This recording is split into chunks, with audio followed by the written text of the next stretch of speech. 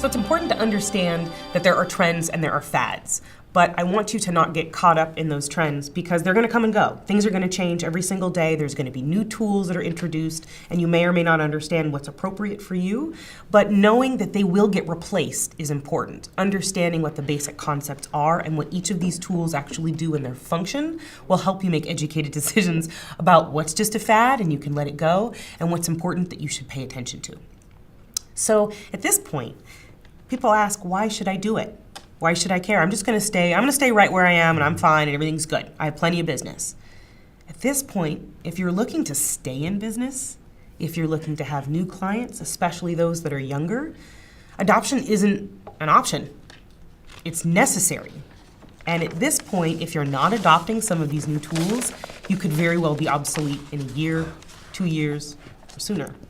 So it's not an option anymore. It's making a decision about which tools are appropriate for you and what you're going to adopt. So your customers are making more and more decisions online. They are shopping at all hours of the day. They're making purchasing decisions at midnight, 5 in the morning, on their lunch break, after work. So business isn't necessarily 8 to 5 the way it used to be. Your customers are actively investigating you. They are not only looking at your website, they're Googling you. They're doing searches. They want to see what comes up. Maybe you have Wikipedia, maybe you have LinkedIn. If you don't have LinkedIn, this is probably one of the most powerful tools to you as a business person. It allows them to see beyond your website and see who you are as a person. We like to do business with people. We don't do business with logos. We don't do business with brands. I do business with you because I like you and you take good care of me. You could go to another company and I'll probably follow you to that new company. So your LinkedIn profile is an example, is a way for you to shine through that brand, come outside of the logo, and be just people doing business with people. And that is a really exciting feature of this new world. We have a wider reach, but we're able to get closer to each other. And that seems a dichotomy, that seems like that doesn't make sense, but really truthfully, I know you better if I've looked at your Facebook page, your website, your LinkedIn profile. I've taken a look at your Flickr feed. I see where you've gone on vacation, and I know that you and I both like Tahiti. If you like Tahiti and I like Tahiti, maybe I'm gonna like you. So it really does help us become full, robust people if I know a lot about you. Mm-hmm. So we now have access to enterprise tools that we didn't have access to before.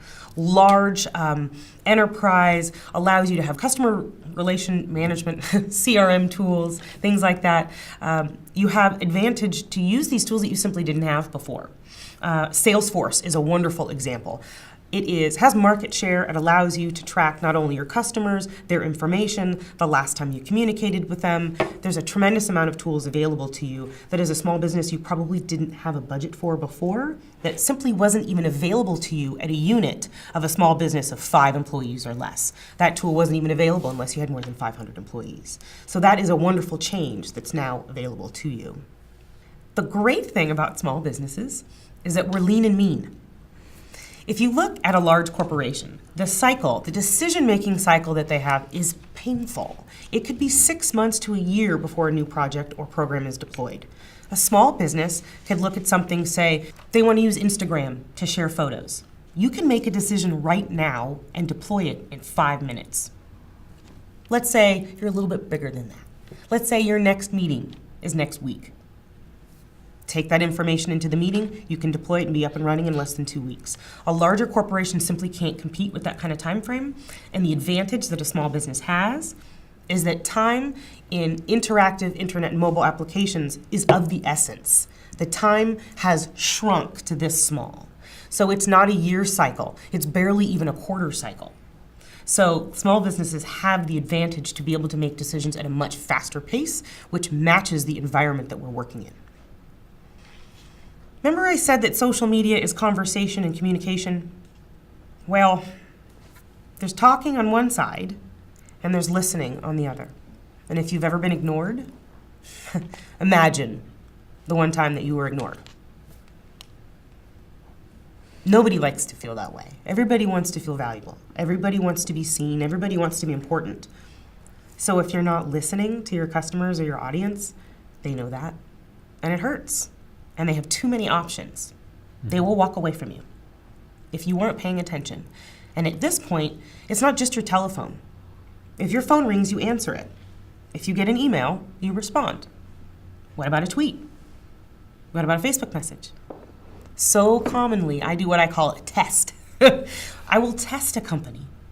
If I'm using their services, PayPal as an example. I had a problem and got a phishing email. I wasn't sure. I knew in my gut that there was something wrong. So I went to PayPal's website and I looked at their contact us tab. Haha, that's a big joke. Have you been to an internet company's contact page recently? It's everything but a telephone. And most new companies don't even include a telephone number anywhere on their website. They know it's an inefficient form of customer service, or at least they believe it is. So what I did was I chose to go to Twitter. And I didn't even know PayPal's Twitter handle. I just hit @PayPal. I need help. I think I have a phishing email. What should I do? And I've used PayPal for years.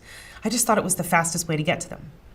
What happened was, not only were they listening, I got a follow-up email from a contractor whose job was to simply listen. His name was Andy, very similar, he was same name as yours. He said, I hear you, I'm gonna forward this on to the correct department. Listen for a follow-up. I got a follow-up 6 hours, 24 hours later, somewhere in that region. I got a phone call, I got an email, I got a follow-up email from a VP of customer service, all because of one tweet. I regularly will test. Sometimes I try Facebook, sometimes I try Twitter, sometimes I try email, but if you've noticed, email is now the business letter. So it's the formal communication. I remember my business communications book had the salutations and the way you write a business letter. That's now email. So the communication that we have is advancing, it's changing, it's morphing to the new environment. So listening is just as important as communicating. It is a two-way street. You can't just talk. You have to be on the other side.